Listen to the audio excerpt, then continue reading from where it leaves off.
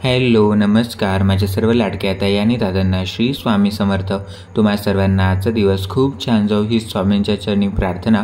तर आजचा होता सोमवार आणि मी सोमवारी महाराजांच्या कोणकोणत्या सेवा करतो किंवा आपण महाराजांच्या सोमवारी कोणकोणत्या नित्यसेवेमध्ये सेवा केल्या पाहिजेत, तर आजच्या व्हिडिओमध्ये मी तुमच्यासोबत त्या शेअर करणार आहे। जर व्हिडिओच्या माध्यमातून तुम्ही माझ्या चॅनलवरती नवीन आले असाल तर चॅनलला सबस्क्राईब करून कमेंटमध्ये श्री स्वामी समर्थ नक्की लिहा। तर सुरुवातीला म्हणजेच मी जेव्हा देवपूजा करतो तर जे काही दिवा असतो तर तो मी पहिल्यांदा प्रज्वलित करून घेतो आणि त्यानंतर धूपबत्ती देखील लावून घेतो। तर आजचा होता सोमवार आणि जी अगरबत्ती मी तुमच्यासोबत शेअर केला तर जी रुद्राक्षाची अगरबत्ती होती तर ती मी आज लावली होती, कारण जे काही म्हणजेच आज सोमवार होता त्यामुळे महाराजांना म्हणजेच प्रिय अशी जी रुद्राक्ष अगरबत्ती होती तर ती मी आज लावली आणि जे भोलेबाबा आहेत तर त्यांना देखील प्रिय अशी रुद्राक्ष अगरबत्ती आहे। तर त्यामुळे मग आजच्या सेवेमध्ये मी त्या अगरबत्तीचा यूज केला आणि खरंच या अगरबत्तीचा वास जो आहे तर तो खूप छान आहे। म्हणजेच याचा जो हार्मफुल इफेक्ट आहे तर तो आपल्यावर होत नाही, कारण ह्या ज्या अगरबत्त्या आहेत तर ह्या नॅचरली तयार होतात, त्यामुळे आपल्याला जास्त याचा धोका नसतो। नाहीतर आपल्याला मार्केटमध्ये स्वस्त अगरबत्त्या मिळून जातात पण त्यांच्या वासाने आपल्याला डोकेदुखी देखील होते। त्यामुळे तुम्ही अशा प्रकारच्या नॅचरल अगरबत्तीच यूज करत जा, कारण याचा जास्तही प्रभाव आपल्यावर होत नाही। आणि जेव्हा आपण आपल्या देवपूजेमध्ये अशा प्रकारच्या अगरबत्त्या लावतो तर आपलं जे आजूबाजूचं वातावरण आहे तर हे देखील खूप पॉझिटिव्ह होतं आणि जी नकारात्मक एनर्जी असते आपल्या घरामध्ये तर ती देखील आपल्या घरामध्ये राहत नाही। त्यामुळे मी सर्वात पहिल्यांदा म्हणजेच देवांना दिवा लावून घेतो आणि त्यानंतर अगरबत्ती लावून घेतो, त्यानंतर मग स्वामी सेवेला सुरुवात करतो। तर आजचा होता सोमवार, तर जी सर्व देवांची फोटो होती तर काल रविवार होता तर मी सर्व देवाचीच म्हणजे साफसफाई करून घेतली होती। जी काही पूजेची भांडी होती तर ती देखील मी क्लीन करून घेतली होती, त्यामुळे सोमवारी मला आता जास्त म्हणजेच जी काही भांडी होती तर ती घासण्याचं काम नाही पडलं। तर फक्त जे देवांना मी अभिषेक करतो तर ते ताट आणि जे तांबणाने मी अभिषेक करतो तर तेच मी क्लीन करून घेतलं। त्याचबरोबर आज रुद्रयंत्राची देखील सेवा करायची होती, कारण महादेवांना प्रिय अशी रुद्रयंत्राची सेवा तर ही म्हणजेच मी गेले आता 7-8 महिने झाले तर मी करत आहे आणि या सेवेचा देखील मला खूप छान अनुभव आलेला आहे, तर तो देखील मी तुमच्यासोबत नक्की शेअर करेल। तर सुरुवातीला जी गणपती बाप्पांची मूर्ती आहे तर तिचा मी अभिषेक करून घेतो आणि त्यानंतर जी महाराजांची मूर्ती आहे तर तिचा देखील मी अभिषेक करून घेतो। आणि जे वस्त्र मी तुमच्यासोबत शेअर केले होते मी महाराजांचे, म्हणजेच मी त्या ताईंकडून 2 कलरचेच वस्त्र बनवले होते। ज्या नारायणी पूजा आर्ट्सच्या ज्या ताई आहेत तर त्यांच्याकडून एक निळ्या कलरचं आणि एक पांढऱ्या कलरचं वस्त्र बनवलं होतं।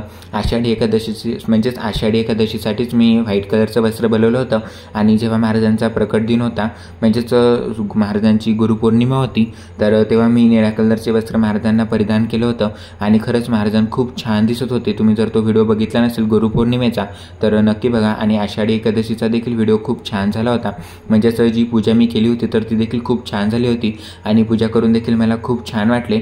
यानंतर जो महाराजांचं म्हणजेच माझ्याकडे मूर्ती आहे तर तिच्यासाठी मी हाताने देखील वस्त्र तयार केले होते तर ते देखील मी महाराजांना घालतो। आणि महाराजांना जेव्हा आपण वस्त्र आणि टोप परिधान करतो किंवा माळ परिधान करतो तर खरंच महाराजांचं जे स्वरूप आहे तर ते खूप छान होतं। महाराजांचा मी अभिषेक करून घेतला, त्यानंतर महाराजांना वस्त्र परिधान केले आणि त्यानंतर महाराजांना मी त्यांच्या जागेवरती विराजमान केलं। तर माझ्या देवघरामध्येच म्हणजेच मी जिथे मी स्वामींची सेवा करतो तर मी देवांची अरेंजमेंट कशा प्रकारे केलेली आहे याच्यावर देखील मी व्हिडिओ नक्कीच तो एक शेअर करेल तुमच्यासोबत। तर आज सोमवार होता त्यामुळे जी रुद्राक्षाची माळ होती तर तिच्यावर मी ओम नमः शिवाय ओम नमः शिवाय या मंत्राचा म्हणजेच जाप केला आणि जी आपल्याकडे म्हणजे चंदनाची माळ असते तर त्याच्यावरती आपण श्री स्वामी समर्थ या नामाचा जाप करायचा असतो। त्यामुळे आज सोमवारच होता आणि जी रुद्रयंत्र आहे तर त्याच्यावरतीच भोवतालीच मी म्हणजे जी रुद्राक्षाची माळ आहे तर ती ठेवत असतो। तर सुरुवातीला मी महादेवांची सेवा करून घेतली, म्हणजेच महादेवांचा एक माळ जप मी करून घेतला, त्यानंतर स्वामी समर्थ महाराजांचा मी एक माळ जप करून घेतला। जी चंदनाची माळ असते आपल्याकडे तर त्याच्यावरती आपण महाराजांचा एक माळ जप करतो।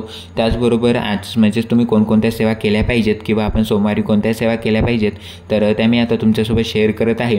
तर सर्वात पहिल्यांदा आपल्याला म्हणजेच महाराजांची सेवा करून घ्यायची, त्यानंतर आपण महादेवांची सेवा करू शकतो। आपली कोणतीही सेवेची सुरुवात महाराजांच्या श्री स्वामी स्तवन याने होते, तर सुरुवातीला मी ते वाचून घेतो, त्यानंतर महाराजांची मी एक माळ जप करून घेतो, त्यानंतर जे गणपती बाप्पांचं स्तोत्र असतं तर ते मी देखील पठण करून घेतो।